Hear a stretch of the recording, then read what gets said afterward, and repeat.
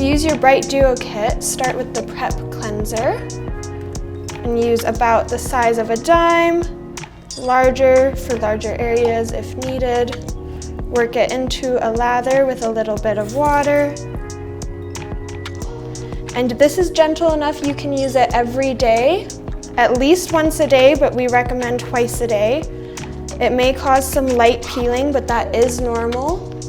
And you can discontinue use if it is too much. Rinse it off after 20 to 30 seconds. Pat it dry. Making sure it's completely dry, go in with your Treat Gel and use a pea-size amount, larger for larger areas. Work it in, massaging the skin for 20 to 30 seconds. And once it is completely dry, if it's an area exposed to sunlight, you can layer your moisturizer and your SPF on top. If you're using it on your face, these products go first.